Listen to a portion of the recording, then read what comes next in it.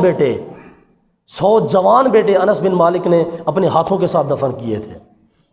اللہ نے اتنی عمر عطا فرمائی، اتنی اولاد عطا فرمائی، اور اللہ تعالیٰ نے حضرت انس بن مالک کو ایک باغ عطا فرمایا تھا، اور باغ جو ہے وہ سال میں 2 مرتبہ پھل دیا کرتا تھا۔ سال میں 2 مرتبہ، کتنے مرتبہ؟ 2 مرتبہ، سال میں 2 مرتبہ پھل دیا کرتا تھا۔ کچھ لوگ آئے عربی انس بن مالک کی بارگاہ میں، اس نے کہا انس تیرا باغ کوئی انوکھا باغ ہے، سال میں 2 مرتبہ پھل لے رہا ہے۔ اوے ہم بھی تو کعبے کے رہنے والے، ہم بھی تو مدینہ کے رہنے والے ہیں، ہمارا جو باغ ہے وہ تو سال میں 1 مرتبہ پھل دیتا ہے، اور تیرا باغ سال میں 2 مرتبہ پھل دیتا ہے، اس کی وجہ کیا ہے؟ حضرت انس بن مالک نے ارشاد فرمایا، آپ نے فرمایا کہ حقیقت میں کمال انس بن مالک کی ذات کا نہیں، کمال مصطفیٰ کی دعا کا ہے۔ آپ نے فرمایا کہ مصطفیٰ نے دعا کے لیے ہاتھ اٹھائے تھے، الہی برکت دے، برکت دے انس بن مالک کی اولاد میں بھی اور مال میں بھی۔ انس بن مالک فرماتے ہیں کہ سال میں 2 مرتبہ پھل کھانے کی وجہ یہ ہے، 1 مرتبہ خدائی پھل کھاتا ہوں، دوسری مرتبہ مصطفیٰ پھل کھاتا ہوں۔ حضور کے صدقے سے ہی مل رہا ہے، حضور کے صدقے سے مل رہا ہے۔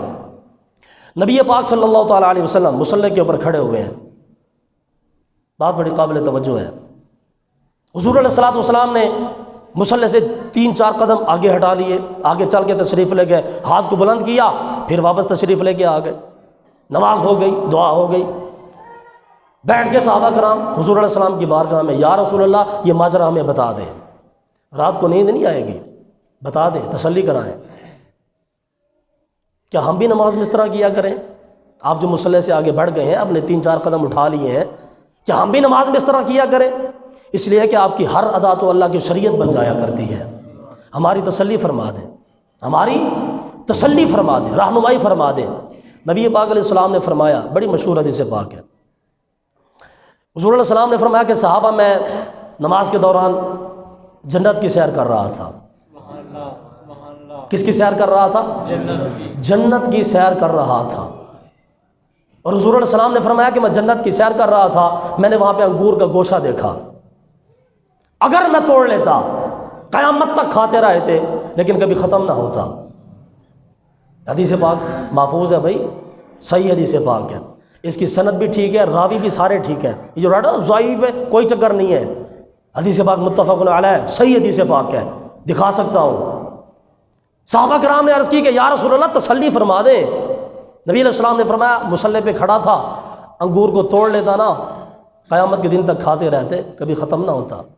اب یہاں پہ جو علماء نے بحث کی ہے، کمال کر دی ہے، وہ کہتے ہیں کہ دیکھو بھائی نبی علیہ السلام نماز پڑھ رہے تھے نا، حضور علیہ السلام نماز میں چل کر گئے، نبی علیہ السلام کی نماز نہیں ٹوٹی، کمال کی بات ہے نا۔ نبی پاک علیہ السلام نماز پڑھا رہے تھے اور نماز میں کھڑے ہو کے نبی علیہ السلام جنت کی سیر کر رہے تھے، کمال کی بات ہے۔ سبحان اللہ کی اجازت ہے بھائی؟ ہاں ذرا اونچی آواز سے بولے سبحان اللہ۔ تو آپ میرا ساتھ دیا کریں یار، میں جو صوفی بندہ ہوں، آپ نے سارے صوفی بن جاتے ہیں، وہ ٹھیک ہے جی، قاری صاحب لگے ہوئے ہیں تو پھر ہم بھی چپ کر کے بیٹھے ہوئے ہیں، قسم کو توڑ لیا کریں یار۔ نبی پاک علیہ السلام کھڑے زمین کے اوپر ہیں اور سیر جنت کی کر رہے ہیں، بھئی اسی کو تو اختیار کہتے ہیں، اور کس کو اختیار کہتے ہیں؟ اسی کو تو اختیار کہتے ہیں۔ نبی پاک علیہ السلام نماز میں کھڑے ہیں اور حضور علیہ السلام نے فرمایا کہ میرے صحابہ، میں نماز میں سوچ رہا تھا اگر یہ میں تمہارے لیے توڑ لیتا قیامت تک کھاتے رہتے لیکن کبھی ختم نہ ہوتا۔ حضور نماز میں کھڑے ہیں، نماز میں جنت کی سیر بھی کر رہے ہیں، امت کے بارے میں سوچ بھی رہے ہیں۔ اونچی آواز سے بولو، اونچی آواز سے بولو۔ نبی پاک علیہ السلام نماز میں کھڑے ہیں، امت کے بارے میں سوچ بھی رہے ہیں۔ بھئی ایک چھوٹا سا جملہ عرض کر رہا ہوں آپ کی اجازت سے، آپ کی وساطت سے، لیکن یہ ہے کہ سبحان اللہ کی آواز آنی چاہیے، چونکہ آج تو 12 ربیع الاول شریف ہے نا، کم از کم آج تو آنی چاہیے، باقی تو بات کی بات، آج تو آنی چاہیے۔ بھی جملہ ہے بڑا کمال کا، آسانی سے بولوں گا دھیمی آواز میں تاکہ جملہ پہنچانے کا مقصد پورا ہو جائے۔ نبی پاک علیہ السلام کھڑے نماز میں ہیں، چل بھی رہے ہیں، نماز نہیں ٹوٹی، ہاتھ کو بلند کر رہے ہیں، نماز نہیں ٹوٹی، اور نبی پاک علیہ السلام نماز میں کھڑے ہو کے امت کے بارے میں سوچ رہے ہیں، نماز تو پھر بھی نہیں ٹوٹی۔ اب میرا سوال یہ ہے، میں نے کہا خدا کے بندے، اگر نبی نماز میں کھڑے ہو کے امت کے بارے میں سوچے تو نبی کی نماز نہیں ٹوٹتی، اگر امتی نماز میں کھڑے ہو کے مصطفیٰ کے بارے میں سوچے امتی کی نماز کیسے ٹوٹ جاتی ہے؟ سمجھ آ گئی نا آپ کو؟ بھی امتی کی نماز کیسے ٹوٹ گئی؟ بلکہ نبی علیہ السلام نے فرمایا کہ صحابہ نماز پڑھو، لیکن یاد رکھنا نماز پڑھنا مجھے دیکھ کے نماز پڑھنا، مجھے دیکھ کے استاد بچے کو سبق پڑھا رہا ہے، بعد میں استاد نے فرمایا بیٹا سبق یاد کر کے آنا، اب بچہ سبق یاد کر رہا ہے، اب ساری حرکات و سکنات شاگرد کو تو یاد ہے نا استاد نے کہاں پہ ہاتھ اٹھایا تھا، استاد نے مجھے ڈنڈا کس وقت مارا تھا، تو مصطفیٰ نے فرمایا کہ مجھے دیکھ کے نماز پڑھو، دیکھ کے نماز پڑھو۔ صحابہ کرام یا رسول اللہ ٹھیک ہے دیکھ کے نماز پڑھیں گے، اور آپ کو محبت کی بات سناؤ، بعض صحابہ کرام تو ایسے تھے کہ جب نماز میں کھڑے ہوتے ہیں نا، کسی بندے نے اعرابی نے آ کے سوال کیا، انہوں نے کہا جی نبی علیہ السلام جو چپ والی نماز ہے جس کو سری نماز بولتے ہیں، اس نے آ کے سوال کیا جی تم جو سری نماز میں جو قرات کرتے ہو، سورہ فاتحہ پڑھتے ہو، اس کے بعد جو ہے وہ سورت بھی ساتھ ملاتے ہو، اس میں تو امام مصلی پہ کھڑا ہوتا ہے، کسی کو کوئی پتہ ہی نہیں ہوتا، تمہیں کس نے کہا کہ حضور نے جو ہے وہ قرات کی تھی سری نماز میں، ظہر کی نماز میں، عصر کی نماز میں، کس نے کہا کہ نبی علیہ السلام نے قرات کی تھی؟ حضور کا فرمان تو موجود نہیں ہے، تمہیں کس نے کہا کہ حضور علیہ السلام نے سری نماز میں بھی قرات کی ہے؟ صحابہ کو پتہ جواب کیا تھا؟ صحابہ کرام نے فرمایا کہ جب حضور علیہ السلام نماز پڑھاتے نا، ہم نماز کے اندر کھڑے ہو کے مصطفیٰ کے چہرے کو تکا کرتے تھے، ہم حضور کے چہرے کو تکتے تھے تو ہمیں پتہ چل گیا کہ مصطفیٰ ظہر کی نماز میں بھی قرات فرمایا کرتے ہیں۔ علامہ اقبال ازل سے اذاں تیرے عشق کا ترانہ بنی، نماز تیری دید کا ایک بہانہ بنی۔ نماز تو صحابہ پڑھتے اس لیے تھے کہ مصطفیٰ کا دیدار نصیب ہو جائے، اور ظالم انسان آج تو کسوٹی لے کے کھڑا ہو گیا، نماز کے اندر مصطفیٰ کا خیال ہے، نماز دفع ہو جائے یہاں سے، اللہ کرے تو پیدا ہی نہیں ہوتا، زمین میں فساد پھیلانے کے لیے آیا تو۔ حضور علیہ السلام کا میلاد مثال سمجھ لے ذرا، ہم میں سے کوئی بندہ میلاد کرواتا ہے، اس نے آگے اوپر وہ ٹینٹ بھی لگوا دیا، چھت بھی سارا وہ آگے پیچھے سارا ماحول، ساؤنڈ بھی لے کے آ گیا، قلیم بھی بچھا دیے، لائٹنگ بھی لگوا دی، سارا نظام ہو گیا، محفل ختم ہو گئی، اس نے ٹینٹ بھی اتار لیے، لائٹیں بند کر دیں، ساری چیزیں۔ بعد میں ایک بندہ آیا، اس نے کہا یار یہ تو نے سارا نظام کلوز کیوں کر لیا؟ اچھا خاصا ٹینٹ لگا ہوا تھا، اچھا ماحول بنا ہوا تھا، لائٹنگ بھی تھی، سٹیج بھی سجا ہوا تھا، یہ ساری چیزیں تو نے کلوز کیوں کر لی ہیں؟ اس نے کہا کہ یار اصل میں نا مصطفیٰ کے میلاد تھا، حضور کا میلاد تھا، وہ ہو گیا ختم ہو گیا تو میں نے ساری چیزیں سمیٹ لی۔ اب حدیث قدسی نبی علیہ السلام نے فرمایا، اللہ تعالیٰ فرماتا ہے لولا لما خلقت الافلاق، میرے حبیب اگر تجھے پیدا نہ کرتا نا یہ آسمان بھی نہ ہوتا۔ اس کا مطلب یہ ہے کہ آسمان مصطفیٰ کے میلاد کے ذریعے سے آیا ہوا ہے۔ اونچی آواز سے بولے ذرا سبحان اللہ۔ فرمایا حبیب لولا، اگر تو نہ ہوتا، لما خلقت الدنیا، یہ دنیا کائنات میں نہ ہوتی۔ بڑے عجیب لوگ ہیں بھائی، لوگ کہتے ہیں جی حضور علیہ السلام کا میلاد ثابت کر کے دکھاؤ۔ میں نے کہا یہ جو زمین بچھی ہے نا یہ سارا مصطفیٰ کے میلاد کا صدقہ ہی ہے، یہ جو زمین بچھی ہے نا زمین، یہ مصطفیٰ کے میلاد کا صدقہ ہی ہے۔ اچھا بھی کمال کی بات یہ ہے، کچھ لوگ کہتے ہیں جی حضور علیہ السلام معاذ اللہ مر گئے، ایک خبیث ہے اس نے ترجمہ کیا بخاری شریف کی حدیث کا، اس نے کہا جی حضور علیہ السلام تو مر گئے، اب لوگ کس چیز کی خوشی مناتے ہیں؟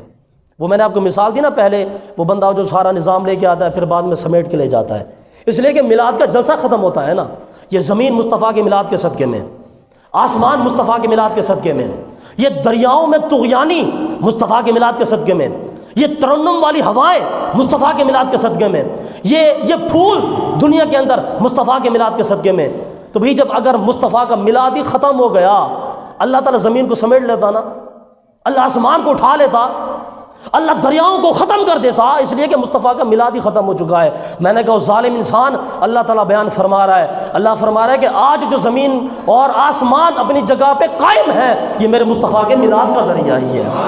نبی علیہ السلام تو آج بھی موجود ہے، حضور علیہ السلام آج بھی دنیا میں موجود ہے، اس لیے زمین فرش بنی ہوئی ہے، آسمان چھت پہ کھڑا ہوا ہے، حضور علیہ السلام موجود ہے۔ اچھا آپ میں سے میں کسی بندے سے سوال کرنا چاہتا ہوں، ہم ایک جملہ پڑھتے ہیں اللہ اکبر، کیا پڑھتے ہیں جی؟ کم از کم اس میں تو سب کو آتا ہے نا، سارے بولے کیا پڑھتے ہیں؟ اللہ اکبر، ہم لوگ پڑھتے ہیں اللہ اکبر۔ آپ میں سے ایسا کوئی خوش نصیب انسان جو مجھے اس جملے کا ترجمہ کر کے بتا دے؟ اللہ سب سے بڑا ہے، کمال کی بات ہے بھائی، اللہ سب سے بڑا ہے، اللہ سب سے بڑا ہے۔ ترجمہ یہاں پہ سمجھ لیں، اللہ سب سے بڑا ہے، اس کا مطلب یہ ہے کہ اللہ سے کوئی چھوٹا بھی ہے۔ میں آپ کے گھر میں آیا، میں نے کہا جی حاج صاحب یہ کون ہے ابھی؟ آج غلام رسول صاحب سو تو نہیں رہے آپ؟ ہاں ذرا جا کے بیٹھے۔ میں نے کہا حاج صاحب یہ کون ہے ابھی؟ یہ جو گھر میں، اس نے کہا جی گھر صاحب یہ میرا سب سے بڑا بیٹا ہے۔ اس کا مطلب یہ ہے کہ چھوٹا بھی تو ہے نا، سمجھ آ رہی ہے نا بات کی؟ بھی چھوٹا بھی تو ہے، یہ تو سب سے بڑا ہے۔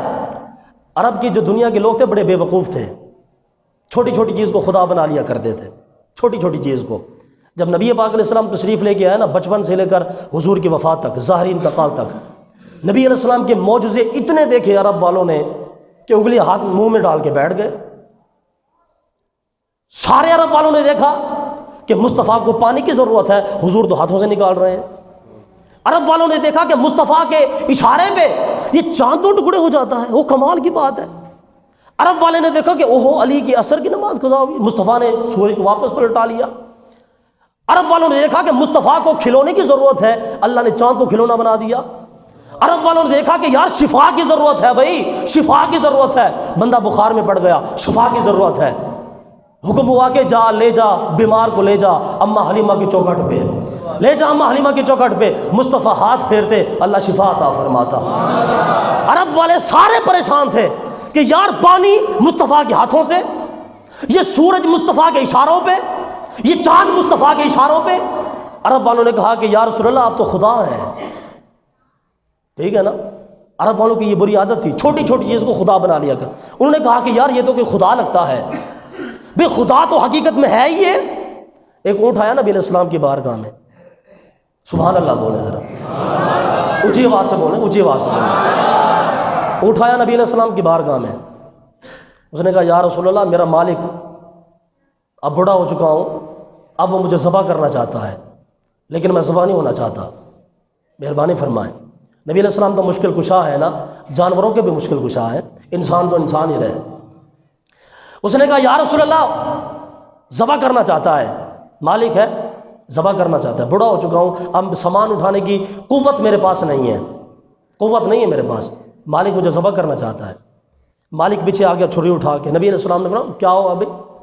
اس نے کہا جی میرا اونٹ ہے، ذبح کرنا چاہتا ہوں۔ نبی علیہ السلام نے فرمایا اس کو آزاد کر دیں۔ اس نے کہا جی ٹھیک ہے آپ کہہ رہے تو میں نے اس کو آزاد کر دیا۔ مالک چلا گیا، اونٹ نے نبی پاک علیہ السلام کے کان میں سرگوشی کی، اس نے کچھ کہا حضور علیہ السلام کے کان میں۔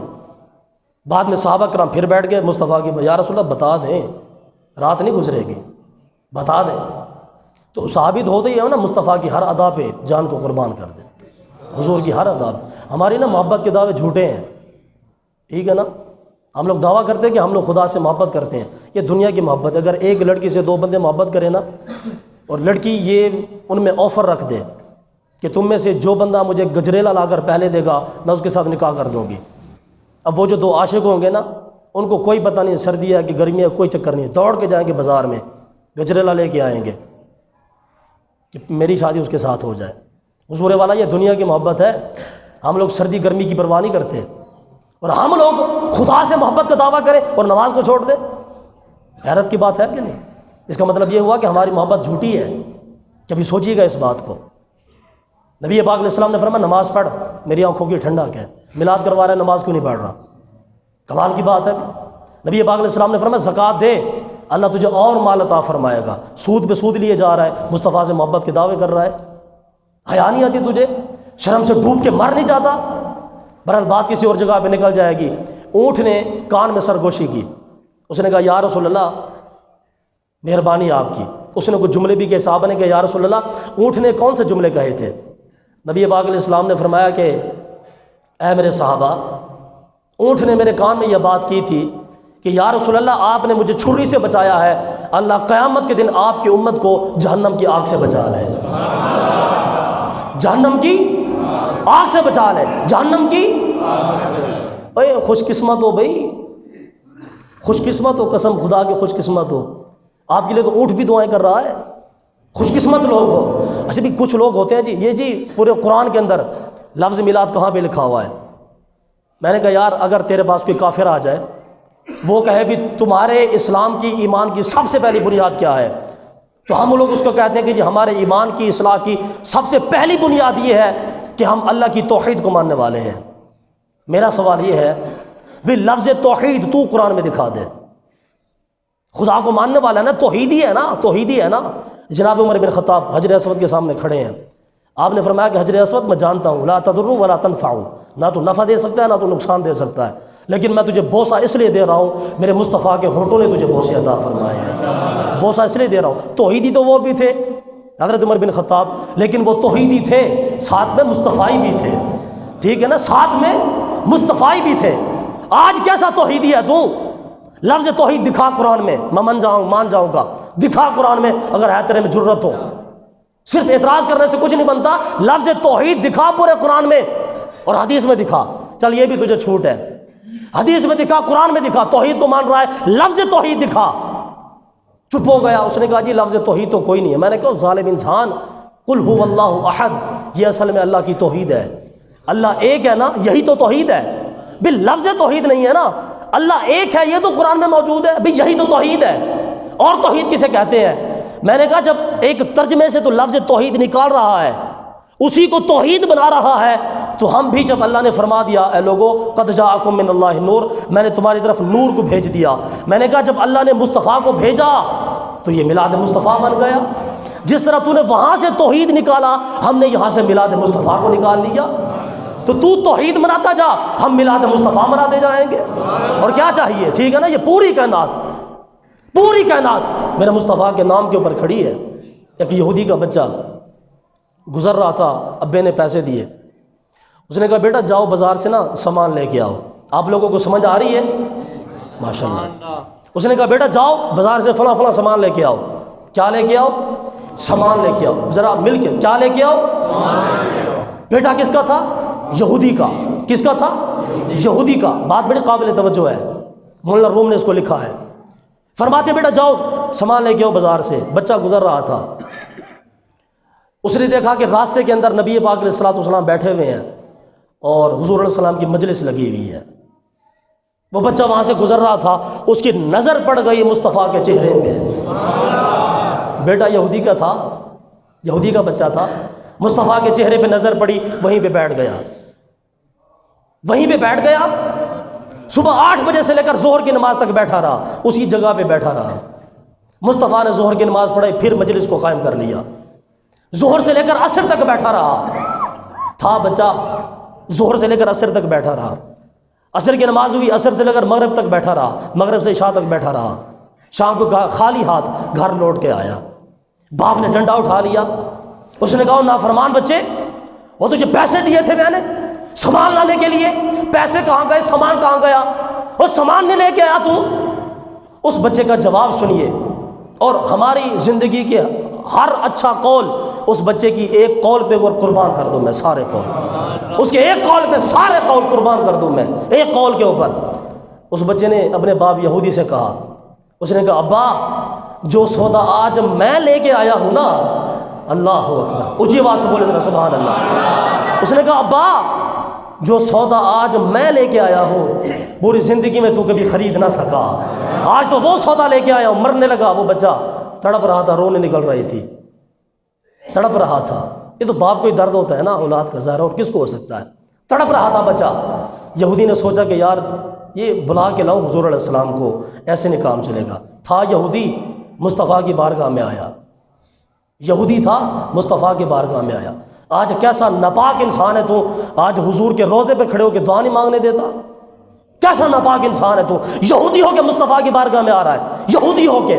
اس نے کہا یا رسول اللہ مہربانی فرمائیں، مجھے پتہ ہے کہ آپ کا جادو اس میں چل گیا ہے، آپ کے عشق کا جادو جانتا ہوں میں۔ نبی پاک علیہ السلام تشریف لے گئے، اس بچے کی جب نظر پھر پڑی نبی علیہ السلام کے چہرے پہ، اس نے تڑپنا پھڑکنا چھوڑ دیا سکون کے ساتھ۔ اس کی روح نہیں پرواز ہو رہی تھی، بڑا مشکل میں تھا۔ یہودی نے کہا یا رسول اللہ اس کی روح کیسے پرواز ہوگی؟ نبی پاک علیہ السلام نے فرمایا بھی یہ کلمہ پڑھ کے میرا غلام بن جائے، اس کی روح پرواز ہو جائے گی۔ یہودی نے کہا جی یہ تو نہیں ہو سکتا، اگر میں نے بیٹے کو ہی کلمہ پڑھانا تھا پھر میں نے پوری زندگی آپ کی دشمنی میں کیوں گزار دی؟ پھر میں ہی نہ پڑھتا، کلمہ پڑھ لیتا نا، جب میں نے بچوں کو پڑھانا تھا تو بہتر تھا کہ میں ہی پڑھ لیتا۔ یا رسول اللہ یہ نہیں کر سکتا۔ نبی علیہ السلام نے فرمایا بس ٹھیک ہے۔ جب اس باپ نے، یہودی نے اپنے بچے کی طرف دیکھا، اس کا تڑپنا پھڑکنا اس نے دیکھا تو یہودی کے دل میں پھر ضرب لگی۔ اس نے کہا یار کیا کروں؟ اس نے کہا جی ٹھیک ہے بس وہ مہربانی فرما دیں، اس بچے کو کلمہ پڑھا دیں۔ نبی پاک علیہ السلام نے یہودی کے بچے کو کلمہ پڑھایا، اللہ نے اس کی روح کو پرواز کر لیا، بچہ سکون میں آ گیا۔ حضور والا عرض آخر میں یہ کرنا ہے، دیکھیں میلاد کو ثابت کرنا، میلاد کے اوپر دلائل دینا، یہ بڑی پرانی بات ہو چکی ہے۔ ہم لوگ آپ کو کب تک میلاد کے دلائل دیتے رہیں گے؟